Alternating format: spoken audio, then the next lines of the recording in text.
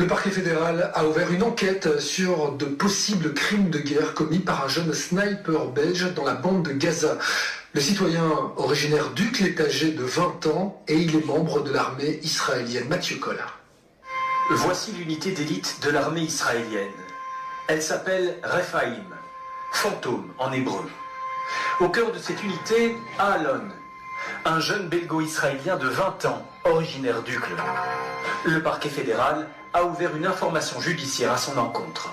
Après un premier examen des éléments en sa possession, le parquet a décidé d'ouvrir un dossier d'information judiciaire au sujet des agissements d'un ressortissant belge à Gaza et de potentiels crimes de guerre.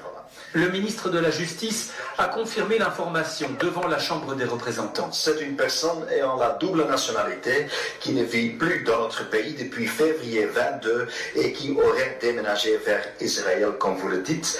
Nos services de sécurité sont bien au courant de cette affaire. Comme vous le savez bien, notre pays respecte la Convention internationale en matière de violation du droit humanitaire et de crimes de guerre. Enquêté suite aux révélations faites par ce journaliste indépendant qui a pu recueillir le témoignage d'un autre membre de cette unité, un Américain. Et selon son récit, son groupe a reçu l'ordre de tirer sur des civils qui ne constituaient aucune menace. Les personnes armées, on tire d'office.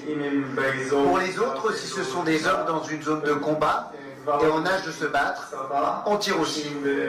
Et pour les femmes et les enfants, il y a tout un débat avec le commandement. Des civils, hommes, parfois femmes, enfants. Ces snipers tirent à plus d'1 kilomètre sur leur cible, comme on peut le voir sur ces images postées sur les réseaux, en pleine opération. L'unité fantôme est composée d'Israéliens, d'Américains, d'Allemands, de Français, d'un Italien et donc d'un Belge. Il pourrait être jugé par la justice belge ou par la Cour pénale internationale.